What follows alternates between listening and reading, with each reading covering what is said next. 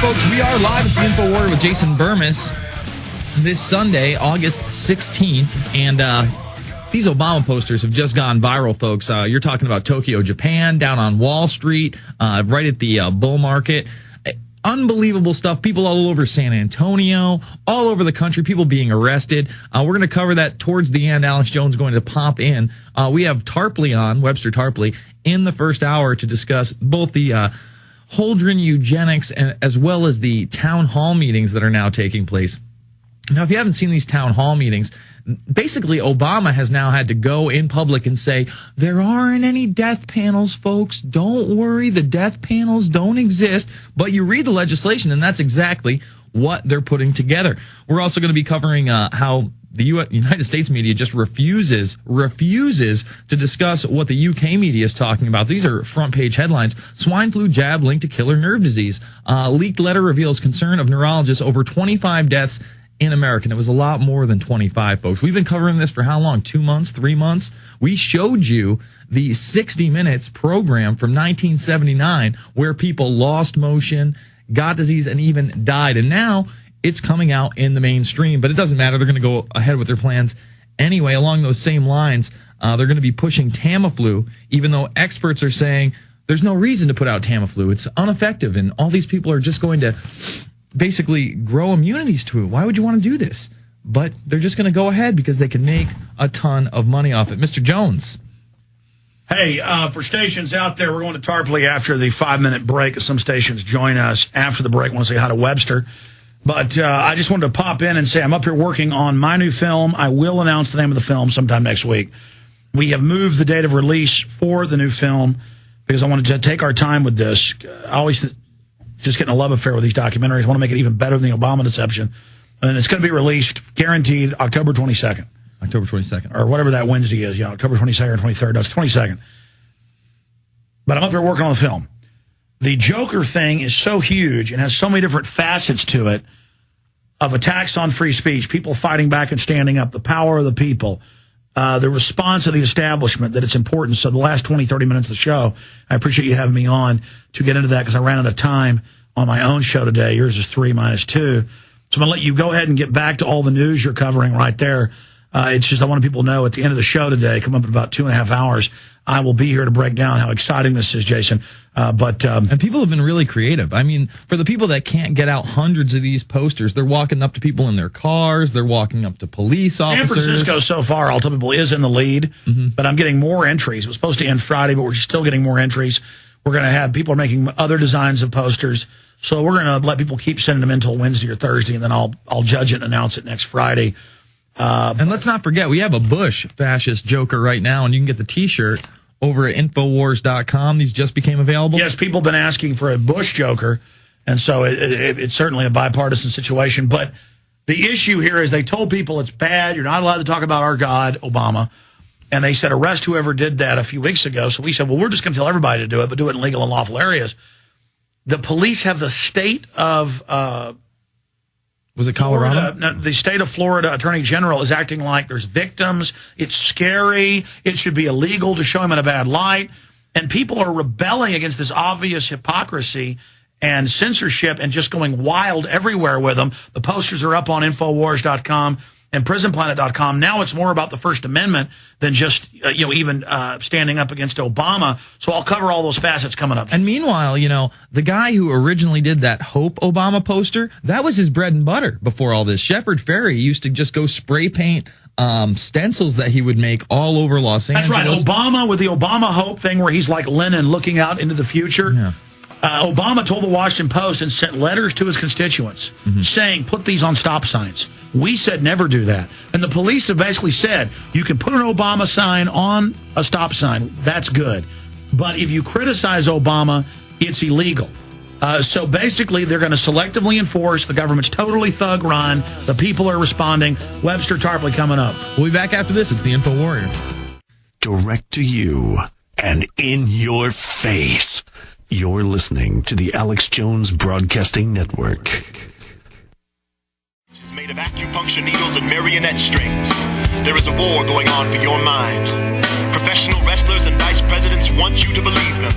The desert sky is their blue screen, they superimpose explosions, they shout at you. Pay no attention to the men behind the barred curtain, nor the craters beneath the draped flags. Those hoods are there for your protection, and the meteors these days are the size of corpses. There is a war going on for your mind.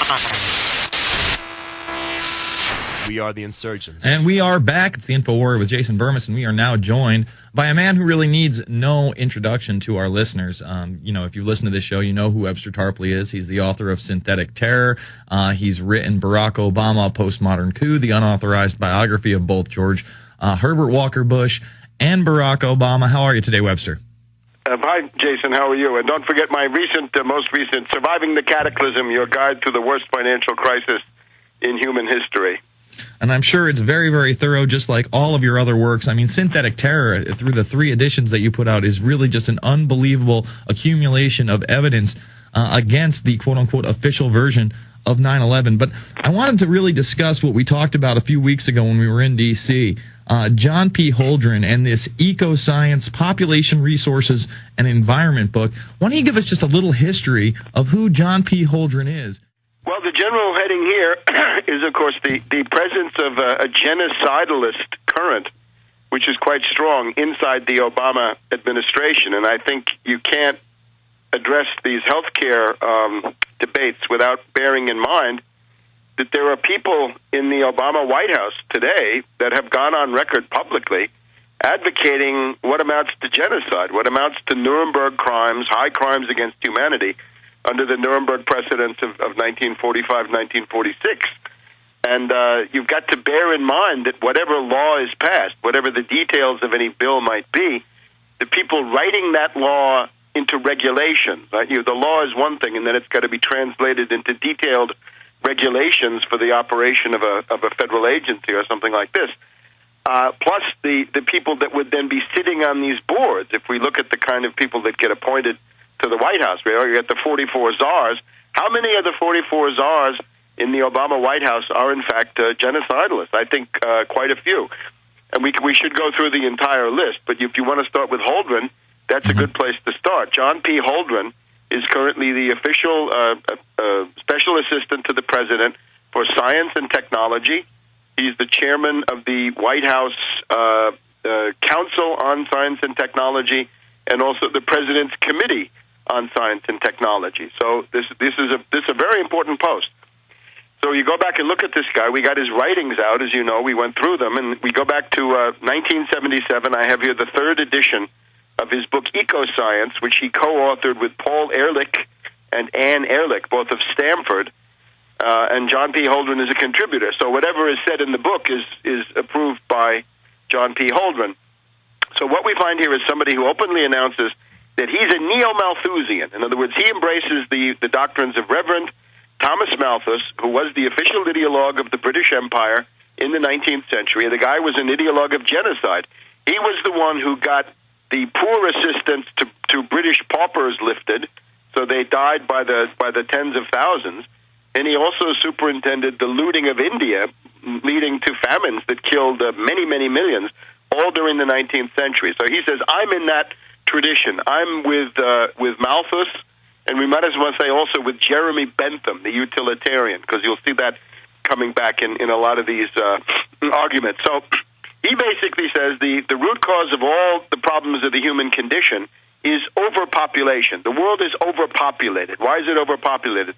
According to Holdren, 1 billion is really the carrying capacity. 1 billion is the optimum population of the world. And when he wrote this, the world population was already 4 billion, meaning that 3 billion were superfluous, right? This is what Scrooge called the surplus population, right? Mm-hmm. People that have to be gotten rid of somehow. And then you begin to wonder, well, how are you going to do that? 3 billion people, 75% of the world population at that time.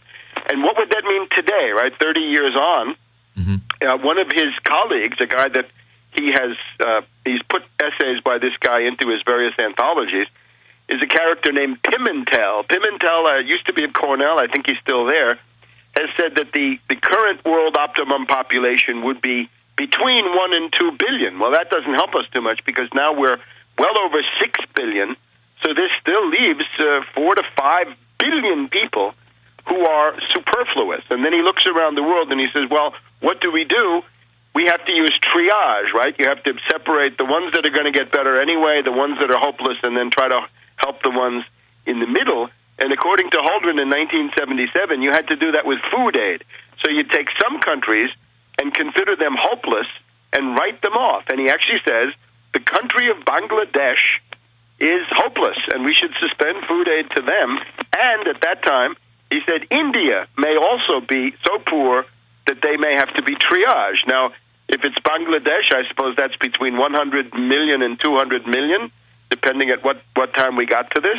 And, of course, India today would be over 1 billion. So you're in this area of ultra-Hitlerian figures, right? Things that go far beyond Hitler, Stalin, Mao, whoever you happen to think the world champion of genocide is. He gets up into the Pol Pot League.